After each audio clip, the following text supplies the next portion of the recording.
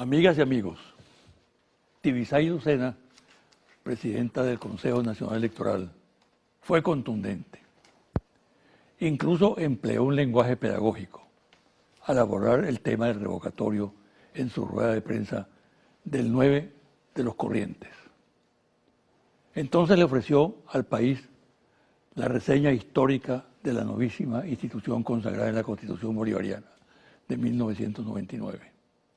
Habló del respeto a los derechos de los ciudadanos, de todos por igual, no solo de los que auspician en la actualidad el revocatorio, sino también de aquellos que lo adversan, así como los derechos de la persona que fue electa por el pueblo en comicios libres y democráticos, como es el caso de Nicolás Maduro.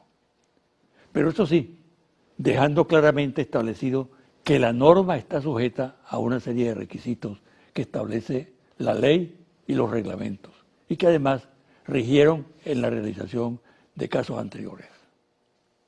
Pero la respuesta al planteamiento responsable y serio de la presidenta del Consejo Nacional Electoral ha tenido la característica de siempre por parte de la oposición: el insulto, la descalificación procaz, la ofensa personal. No ha habido hasta ahora un solo argumento que desmonte lo dicho por la rectora. Al contrario, lo que sostienen aquellos que la cuestionan refuerza los lineamientos generales de su posición. De lo expuesto por Tibisay Lucena se deduce que hay lapsos y requisitos de obligatorio cumplimiento por las partes. Y también, aun cuando ella no lo manifestó directamente, que existe un elevado grado de responsabilidad en los que promueven el revocatorio del presidente Maduro, por la demora en promoverlo, como ya ha quedado probado, y por los múltiples errores y fallas que pueden ser calificados de delitos electorales durante la recaudación del 1% de las firmas. A la oposición no le queda otra alternativa que el respeto a la máxima autoridad electoral, acogerse a lo que decidió y expuesto, porque de lo contrario estaría dando un salto en el vacío. En este sentido, la respuesta de la oposición no puede ser la reedición de un pasado de violencia que los venezolanos recuerdan como pesadilla. La respuesta no puede ser la amenaza, con la intención de que el CNE cambie de opinión y le dé la razón. Por ejemplo, la amenaza de una marcha de 1 millón de personas sobre Caracas el próximo 1 de septiembre. Constituye un chantaje inaceptable, además de una balandronada. La MUD no está en condiciones de movilizar ese volumen de personas porque su capacidad de convocatoria, como lo demuestran todos los actos que realiza, está en su nivel más bajo. Pero ¿qué ocurriría? Tiene uno que preguntarse si lograse que una cantidad igual de chavistas se concentrara en Caracas en defensa de la Constitución y del presidente legítimo de la República. ¿Cuál sería el resultado? Sin duda, un choque cruento, que es lo que andan buscando los factores internos y externos que estimulan un desenlace violento de la situación venezolana. Es decir, que los venezolanos nos matemos. Ya con la convocatoria de una marcha similar el 11 de abril de 2002, la oposición incurrió en un error histórico del cual aún no se repone. ¿Repetirá el error ahora? Pausa y al regreso converso con Jorge Rodríguez, alcalde del municipio Libertador y dirigente nacional del PSUV.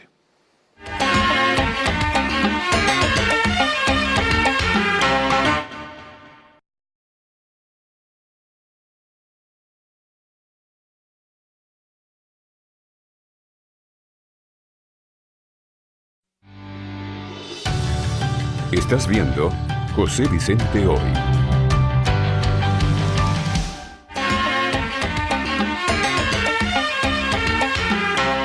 Mi invitado de hoy, Jorge Rodríguez, que no necesita presentación, desde luego. Un veterano en muchas lides, en muchas batallas, y especialmente en las batallas electorales. Gracias, José Vicente. ¿Cómo estás? Gracias por invitarme. Bienvenido. Muy bien. Gracias. Justamente hablemos del tema que tú manejas desde hace mucho tiempo, tema electoral. El referendo. Sí. Fíjate, nosotros hemos afirmado, y yo quisiera ver si podemos hacer un ejercicio de objetividad, si pudiéramos salirnos un poco del ambiente polarizado para trabajar en base a datos, en base a hechos, para tratar de convencer y tratar de comprobar que detrás de la alaraca que ha venido haciendo la oposición venezolana, la derecha venezolana, la dirigencia de la oposición venezolana, alrededor de una supuesta activación de un referendo revocatorio, no hay ninguna verdadera intención de convocatoria de ese referendo. La intención es otra. La intención ya la reveló Henry Ramos Alup desde el mismo momento en que, después de la victoria circunstancial en la Asamblea Nacional, se envalentonaron, se creyeron que estaban ya listos para el asalto a la colina y decidieron por todos los medios, así lo dijo Ramos Alup en su oportunidad en el mes de enero, derrocar el gobierno constitucional del presidente Maduro. Y este proceso que han venido desarrollando les proporciona un cierto barniz para engañar sobre todo a su gente, porque por eso quisiera que tratáramos de manejarnos más con datos y menos con elementos retóricos. Fíjate, el primer dato... Pero tú señalas ya de antemano que ellos no tienen interés realmente en el revocatorio. Nunca lo han tenido y voy a tratar de demostrarlo con datos, sin entrar en elementos de que yo opino esto y ellos opinan otra cosa. El primer dato es el dato temporal, cronológico. El referendo revocatorio señala que cumplida la mitad del mandato presidencial y el presidente Maduro fue elegido para completar el mandato del presidente Chávez. Cumplida la mitad del mandato, entonces puede un factor político tratar de solicitar la autorización para activar el referendo revocatorio. Eso se cumplió el día 10 de enero del año 2016. Perfectamente el 11 de enero, en el mes de enero, ellos hubieran podido intentar activarlo, no lo hicieron. Estaban engolosinados, estaban emborrachados de poder con los resultados electorales de las elecciones parlamentarias y fue aquella tristemente célebre frase de Henry Ramos Alup de que por enmienda, por autorrenuncia, por abandono del cargo, por lo que fuera, iban a derrocar el gobierno del presidente Maduro en 6 meses. No lo hicieron en enero, lo hicieron en el mes de mayo. Fue un descuido. No, es que realmente no estaba entre los planes verdaderos. Ese plan lo recupera, lo rescata Enrique Capriles Radonsky cuando nota que, como se dice en el argot caraqueño, Ramos Alup le estaba soplando el bistec respecto a la dirigencia de la derecha venezolana. Por eso es que él saca un as de la manda en un periodo completamente ya fuera de cualquier posibilidad. Otro dato, Vicente Bello es el representante de la oposición venezolana ante el Consejo Nacional Electoral. Es una persona que sabe de elecciones. Él declaró la semana pasada en la página web de Últimas Noticias, la semana antepasada, declaró que para cualquier elección se necesitan al menos 6 meses para realizarlas. Lo dijo Vicente Bello. Eso quiere decir que en el supuesto negado, en el supuesto de que se lograra la recolección de firmas, ya la presidenta del Consejo Nacional Electoral afirmó que la fecha estaría hacia finales de octubre. Si hacemos caso a lo que dice Vicente Bello, octubre, 30 días que dice el reglamento para verificar las firmas, noviembre, diciembre, enero, febrero, marzo, abril, mayo.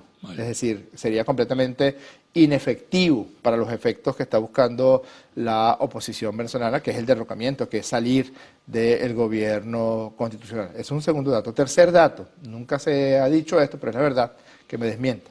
El señor Félix Arroyo es una persona muy conocida porque fue como el representante de Acción Democrática en el extinto Consejo Supremo Electoral y luego, de la mano de Ezequiel Zamora, fue el representante de registro electoral en el Consejo Nacional Electoral. Y él ha dicho, y se lo dijo al rector Luis Emilio Rondón, que era imposible que se pudiera realizar el referendo revocatorio este año. Es decir, es algo que ellos saben, que ellos comparten. En camino a eso, perpetran el más grande fraude que haya conocido la historia electoral de Venezuela. Tú sabes que cualquier fraude electoral y la Cuarta República pues fue pletórica en presentación de eventos fraudulentos. Yo me acuerdo, yo otras veces he contado esto, la primera vez que yo voté en mi vida, creo que fue en el año 83, recién estaba por cumplir los 18 años de edad, voté por ti en la tarjeta de la Liga Socialista. Correcto. Y en el Colegio María Auxiliadora de Barquisimeto. Por cierto, debo decir que los miembros de mesa, en esa mesa que me tocó votar a mí, eran religiosas, todas ellas.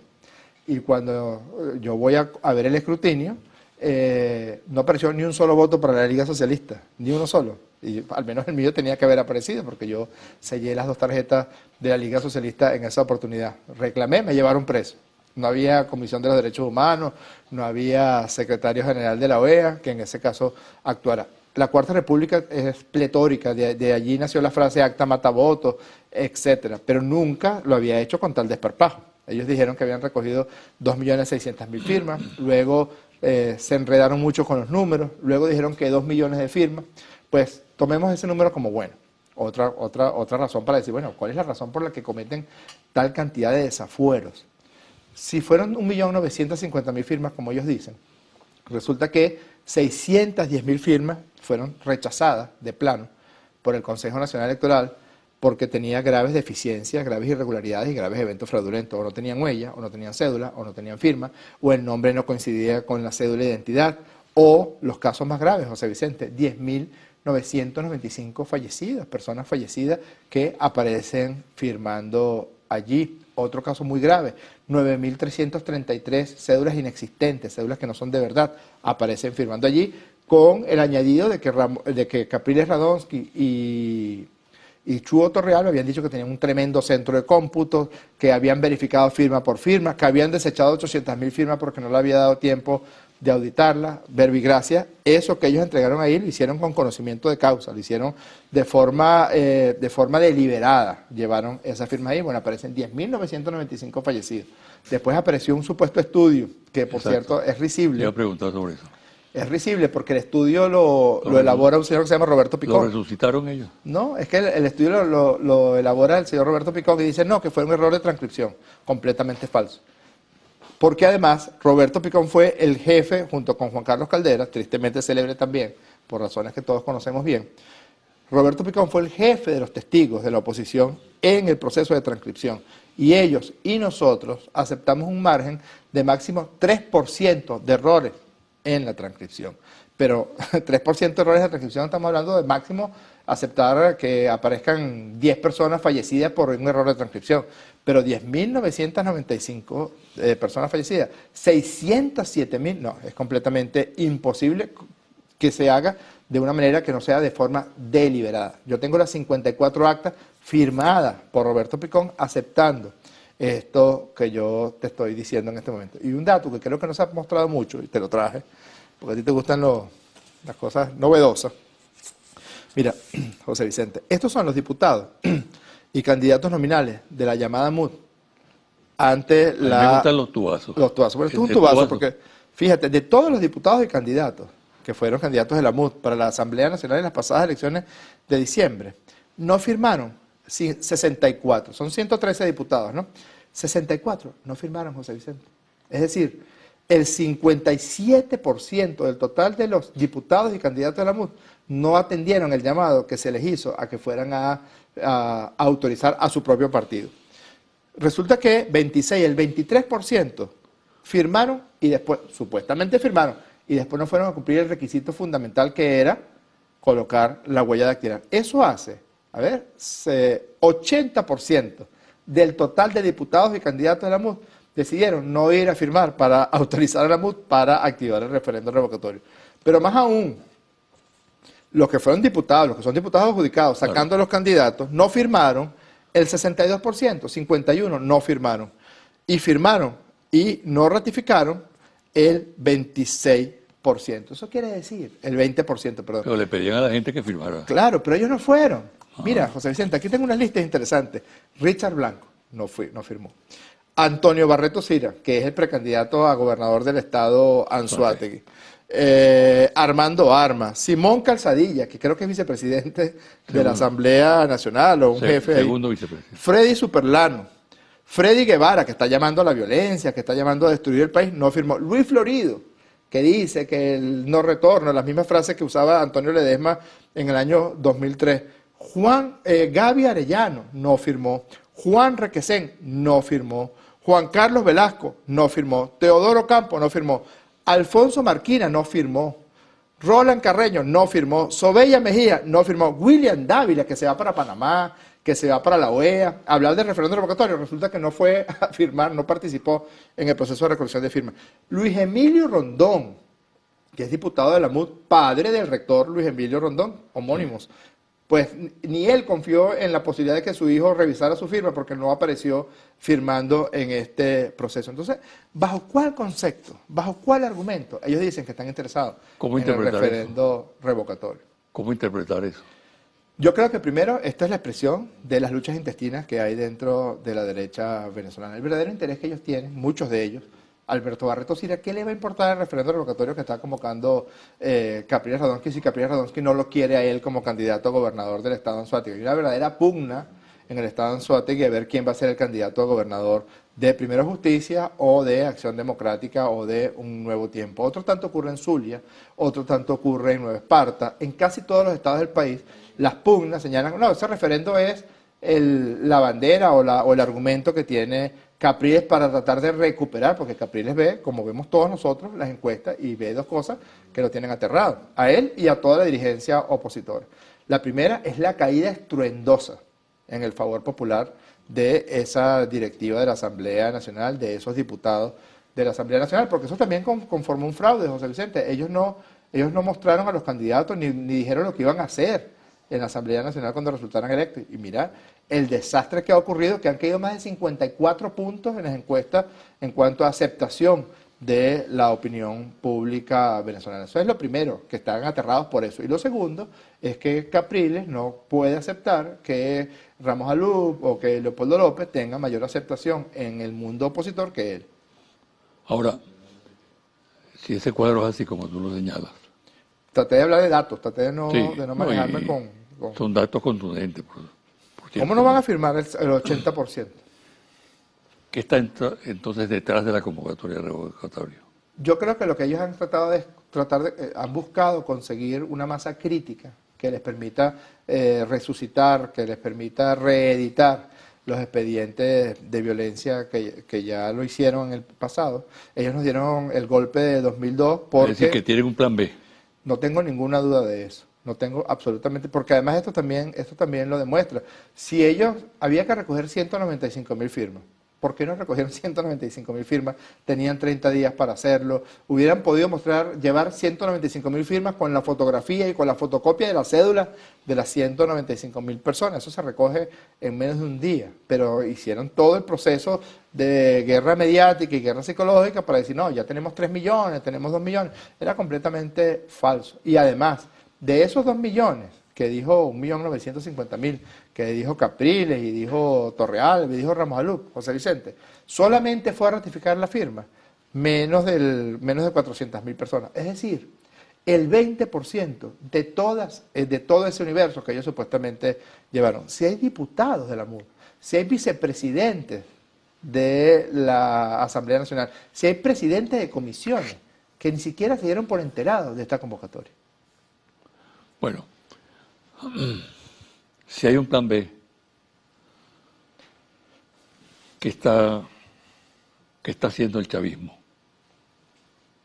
¿Qué está haciendo el gobierno nacional para contrarrestar los efectos de ese plan B? Fíjate, el gobierno ha logrado, creo que en eso ha sido muy exitoso, en no salirse de su objetivo principal. Su objetivo principal es enfrentar la guerra económica, es superar la crisis económica, es activar los 15 motores. Ahora se ha activado una muy importante gran misión, que es la gran misión de abastecimiento soberano, que además va a corregir un grave desperfecto, por llamarlo de alguna manera, que tiene la economía venezolana, y es que los mecanismos de distribución de los bienes de primera necesidad están no solamente en manos privadas, sino que en muchos casos en manos de verdaderas mafias que recurren a toda cantidad de triquiñuelas para tratar de desangrar al pueblo de Venezuela, el acaparamiento, la especulación, el redireccionamiento de los productos hacia uno y otro lado. Eso viene a ser corregido por la gran misión de abastecimiento soberano. Es decir, al gobierno no han logrado sacarlo de lo que es su objetivo principal, que es gobernar, que es superar la crisis económica, que es resolver, detener la guerra económica, porque no basta con denunciarla. Yo creo que en el pasado, sobre todo en las pasadas elecciones, nosotros cometimos el error de denunciar la guerra económica, pero ahorita no solamente estamos denunciándola, sino que también estamos enfrentándola. Y yo opino que estamos enfrentándola con éxito. Creo que lo peor ya pasó. Creo que el camino que viene ahora es un camino de recuperación. Y el chavismo se fue para la calle. Políticamente nos fuimos para la calle. Han sido multitudinarias las manifestaciones del pueblo chavista en la calle. Hace pocos días vi algo en Bolívar que fue impresionante, en Carabobo hace algunos días ya también fue una cosa impresionante como el Foro de Valencia. El Fórum de Valencia se plenó, yo estuve con Diosdado y con Elías en Falcón y fue también multitudinaria la presencia. Estuvimos en Lara, hemos estado en Mérida, hemos estado en todas las regiones del país y ha sido impresionante.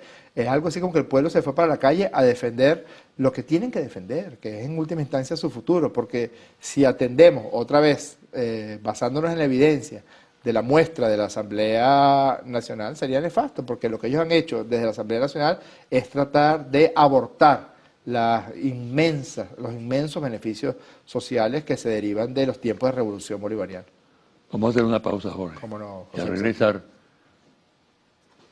vamos a insistir un poco más en el revocatorio. ¿Cómo no? ¿No? ¿Habrá o no habrá revocatorio? No necesitamos otro negro. No.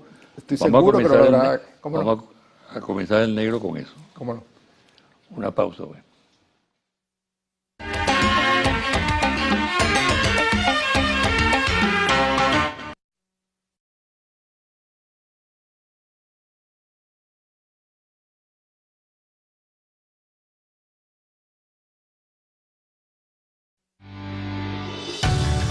Estás viendo José Vicente Hoy.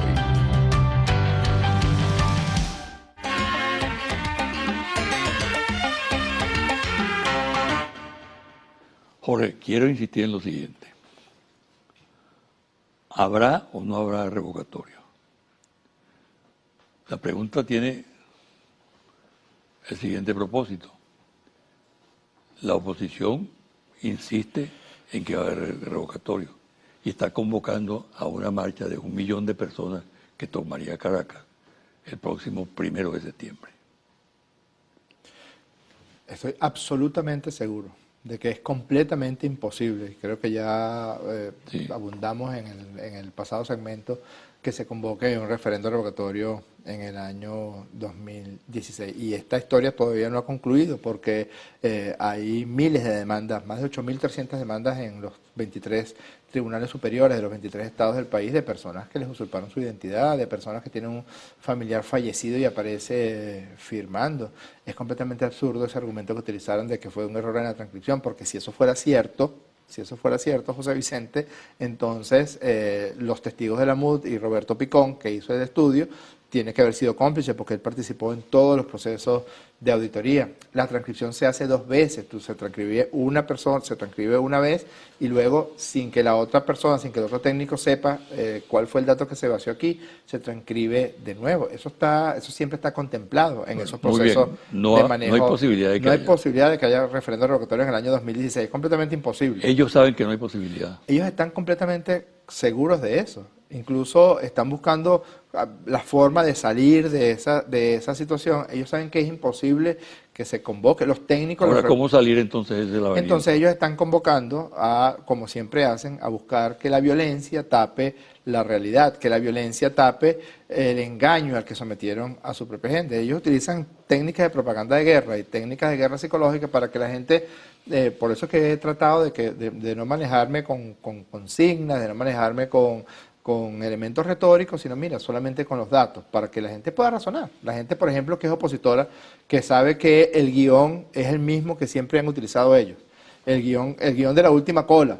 Evidentemente eso no ocurrió. Si alguien va a acabar y está trabajando arduamente para hacerlo, las colas en este país es el gobierno del presidente Nicolás Maduro. Pero si tú revisas, lo que ellos están buscando es reeditar lo que ya hicieron en el 2002, en el 2003, lo que hicieron en la madrugada del 14 de abril del año 2013 con el llamado a la violencia que hizo Capriles, lo que hicieron en el 2014 que costó 43 personas fallecidas. Entonces ellos están promoviendo esa situación. Esa convocatoria tiene la característica de una provocación.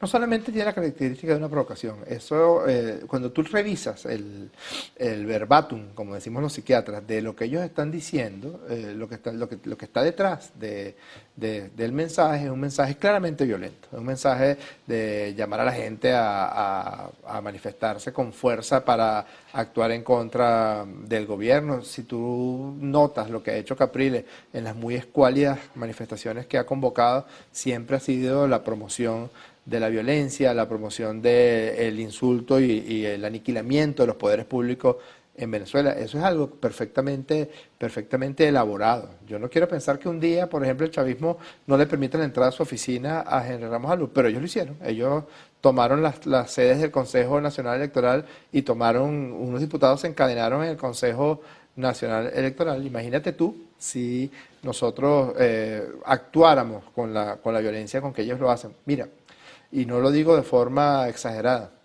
en Venezuela hay paz, porque el chavismo ha garantizado la paz. Si fuera por esa oposición, ya nos estaríamos matando, no tengo ninguna duda de eso. Es tal la ambición que tienen ellos de hacerse con el poder por todos los medios, de violentar la Constitución por todos los medios, que no les importa. A ellos no les importa contar los muertos después, como hicieron en el 11 de abril del año 2002. A ellos no les importa que personas incluso de la oposición resulten heridas, resulten agredidas, resulten violentadas. Incluso ellos han recurrido a la estrategia de guerra psicológica para generar una cosa que se llama síndrome de Estocolmo, en este caso habrá que decirlo, síndrome de Estocolmo social, de atentar contra su propia gente. Cuando cierran las urbanizaciones del este de Caracas, cuando impiden la entrada y salida, cuando atraviesan barricadas, lo que quieren es generar una situación de angustia colectiva que sea caldo de cultivo para sus verdaderas intenciones violentas. ¿Cómo maneja una situación que puede ser crítica en los próximos días? ¿Cómo maneja esa situación el chavismo? Nosotros estamos en la calle y nos vamos a quedar en la calle, porque ese es una verdadera garantía, es una verdadera vacuna. ¿Eso qué significa? Contra quedarse en la calle significa manifestaciones permanentes, mantener el municipio Libertador como un municipio de paz. Nosotros hemos logrado, con mucho esfuerzo, no ha sido nada sencillo, pero lo hemos logrado, que la situación o el desbordamiento violento no llegue a las zonas del municipio bolivariano Libertador, donde además está la sede del poder. Cada vez que hemos permitido que se presenten manifestaciones de la derecha venezolana, primero dañan el espacio público, lo maltratan, lo agreden, lo violentan.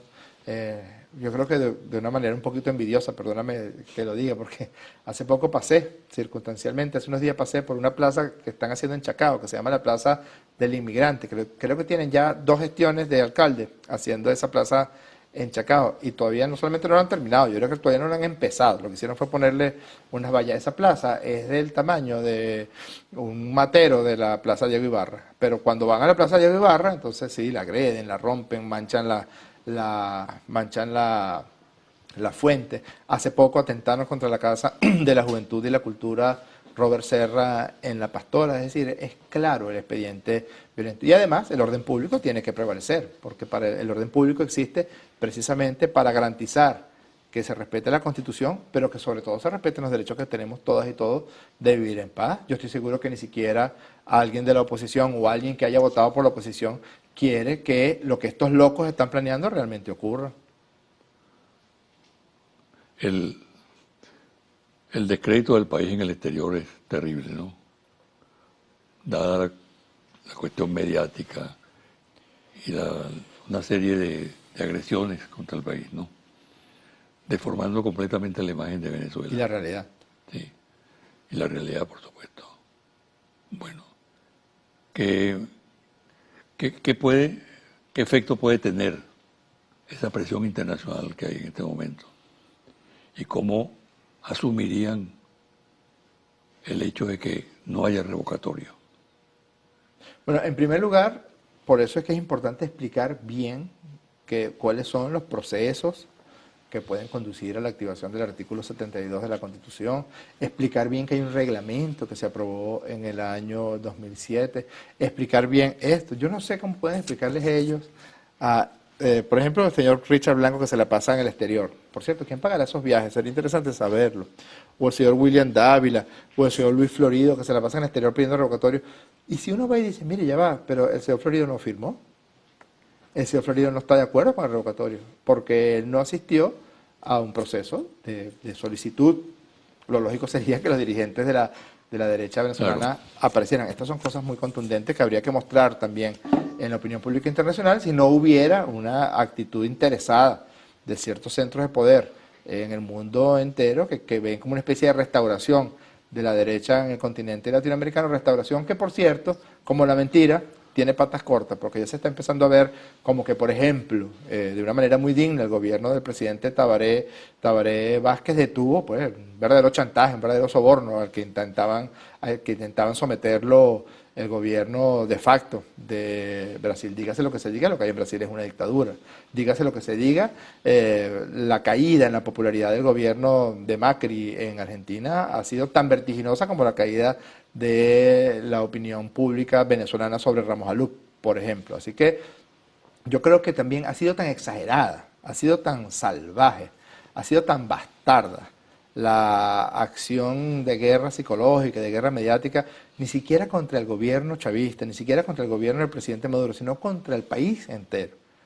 Yo a veces me pregunto, si esa gente llega a ser gobierno alguna vez, ¿cómo va a recoger el agua que ha derramado respecto a la opinión que tiene Ramos Alup, por ejemplo, de la Fuerza Armada Nacional Bolivariana, a quien les ha dedicado los más terribles improperios, de quien ha vituperado? ¿Qué iba a pensar, por ejemplo, una mujer embarazada cuando Ramos Alup dijo a unos periodistas que a mí no me vengas con que estás preñada, si eres magistrada del Tribunal Supremo, en un eventual gobierno de Ramos Alup, vas presa para el INOF, etcétera? Esos son el tipo, o sea, ¿cómo van a recoger esa agua derramada? ¿Cómo van a recoger agua derramada de todas las veces que han hablado mal de Venezuela, todas las veces que han tratado de que, por ejemplo, Venezuela fuera sancionada en la Organización de Estados Americanos? Yo creo que nunca en la historia, no solamente de Venezuela, yo creo que es difícil conseguir situaciones en otros países donde unos nacionales, unas personas que hayan nacido en un determinado territorio, pues atenten por razones de ambición política contra todo el territorio, contra el país, contra la nacionalidad, contra los símbolos patrios, contra la Constitución. Ahora te pregunto, Jorge, ¿qué espacio en este ambiente de crispación tiene el diálogo?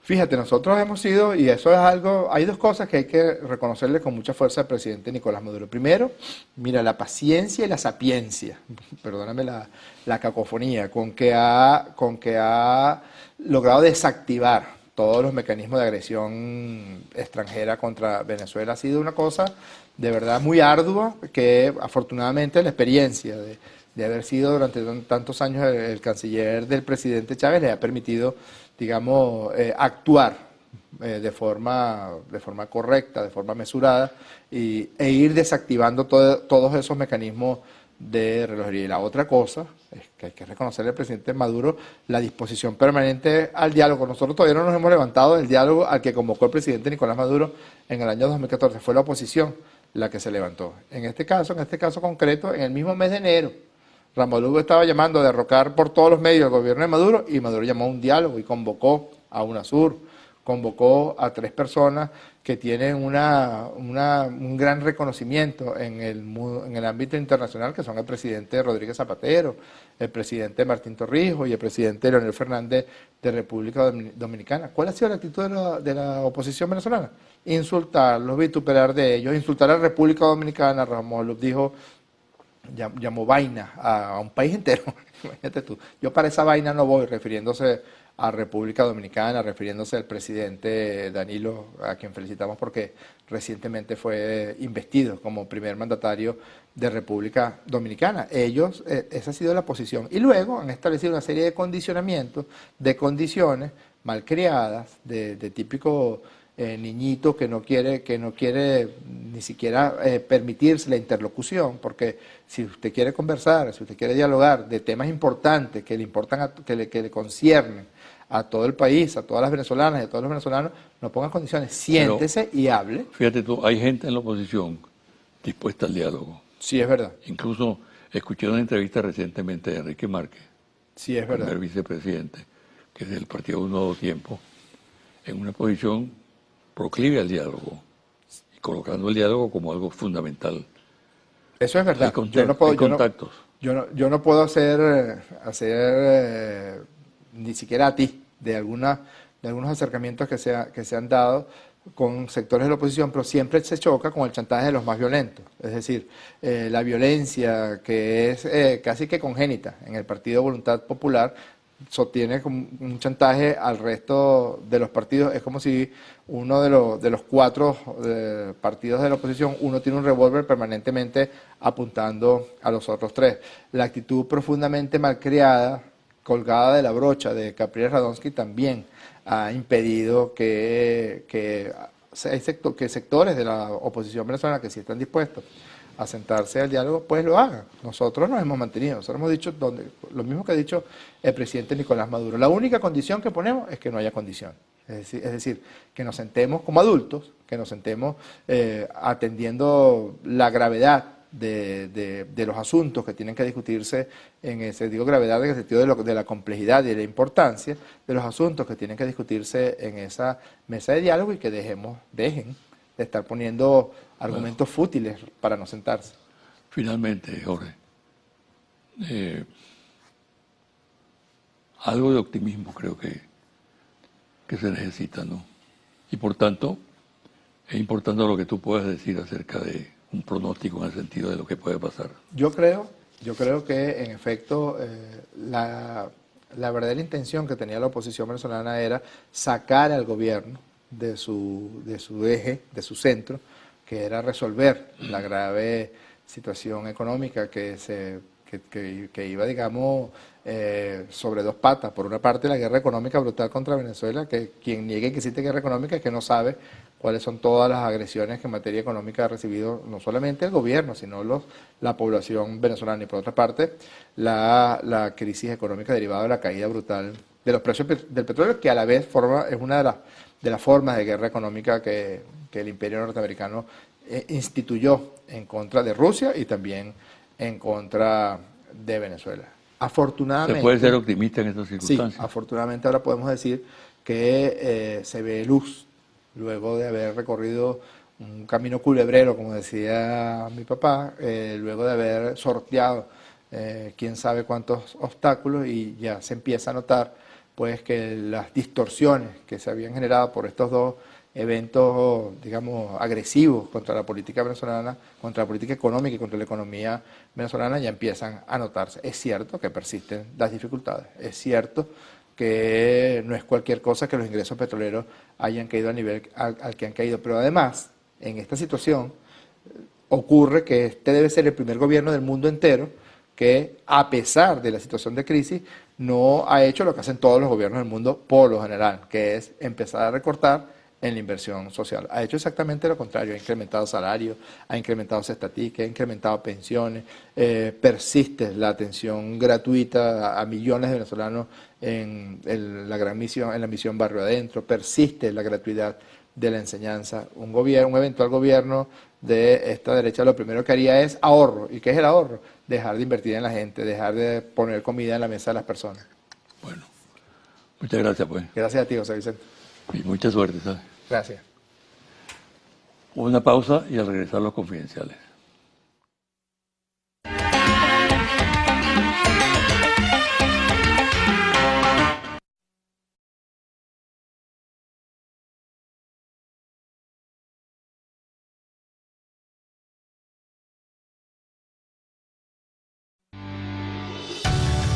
Estás viendo José Vicente Hoy.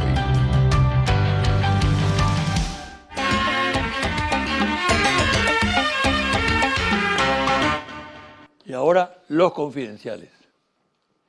En reciente reunión efectuada en la residencia de un empresario en el este de Caracas, de un grupo vinculado a la actividad económica y con la presencia de dirigentes políticos de oposición, se hicieron consideraciones acerca de la inestabilidad institucional del país y sobre lo que se considera como una fragilidad del gobierno de Maduro. Algunos de los presentes dieron como un hecho la inminente caída del gobierno y la formación de uno de transición. A estas apreciaciones respondieron varios asistentes, advirtiendo sobre el peligro de poner a rodar hipótesis sin fundamento, basadas en especulaciones subjetivas, al tiempo que recordaron lo sucedido con el golpe del 11 de abril de 2002, que se produjo presionados por el voluntarismo desbocado de algunos sectores, los mismos que en la actualidad asumen igual posición. Para fundamentar este punto de vista, consideran que si bien es cierto que el gobierno de Maduro afronta graves problemas, no es menos cierto que cuenta con un importante apoyo popular y el respaldo de la Fuerza Armada Nacional Bolivariana. Uno de los asistentes remató su argumentación diciendo lo siguiente: cuidado con un nuevo error. El chavismo está dispuesto a pelear en las calles y cuenta con un amplio apoyo militar. No le veo la misma decisión a quienes dan por caído al gobierno. La reunión se disolvió con acentuadas divergencias y en medio de la confusión. Julio Borges ve afectado su liderazgo por las posiciones que internamente adoptan algunos dirigentes, entre otros Tomás Guanipa, y con los problemas que ocasiona la actitud de Capriles Radonsky, quien no es militante de Primero Justicia, pero actúa como si lo fuera y se ha posicionado de la campaña a favor del revocatorio. En los papeles desclasificados por Estados Unidos sobre la violación de los derechos humanos en Argentina, entregados recientemente al gobierno de este país, queda claramente establecido que el gobierno norteamericano conocía las ejecuciones, desapariciones y torturas que se cometieron durante el gobierno de Videla y cómo se estimularon esos métodos brutales. La maniobra que encabezan en el seno de Mercosur los gobiernos de Brasil, Argentina y Paraguay para impedir que Venezuela asuma la presidencia pro tempore del organismo forma parte de un plan para desmontar la política de Mercosur y limitar sus funciones, con el propósito de que ese debilitamiento institucional permita el logro de una alianza estratégica con la Alianza del Pacífico, influida de manera determinante por los Estados Unidos. Para la MUD y en general para la oposición, la unidad es fundamental. Es lo que le permite enfrentar electoralmente al chavismo. Sin duda, es imposible que lo logre si no cuenta con la unidad. Por eso, el empeño de sus dirigentes de ocultar y silenciar cualquier tipo de desavenencia interna. Pero la crisis en la MUD ya resulta inocultable. La generan distintos elementos. Por ejemplo, en el organismo se ha desatado la lucha por la candidatura presidencial, hecho que un sector repudia por considerarlo inoportuno y atentatorio contra la unidad. No obstante, las aspiraciones de Ramos, Ayud, Capriles Radonsky y también de Borges, que se maneja con más discreción, empiezan a ocupar el centro de la política del sector. Hay otros elementos en juego, por ejemplo, la estrategia para las actuales circunstancias respecto al revocatorio, si este se da o no se da, como se deduce del curso accidentado del proceso. ¿Qué hacer si no se da? ¿Cómo reaccionar? Ante este dilema, las opiniones se dividen. Unos son partidarios de manejar políticamente la situación, mientras que otros consideran que hay que apelar a la violencia a través de acciones de calle tipo guarimba y sin descartar que grupos dentro de la Fuerza Armada Nacional Bolivariana se plieguen. Algo que, por cierto, carece de asidero. Esta situación hace que sectores sensatos dentro de la MUD consideren que es una temeridad la convocatoria a una marcha sobre Caracas el 1 de septiembre próximo, que podría ser incontrolable y desatar la violencia como sucedió hace 14 años, el 11 de abril, con desastrosas consecuencias para la oposición.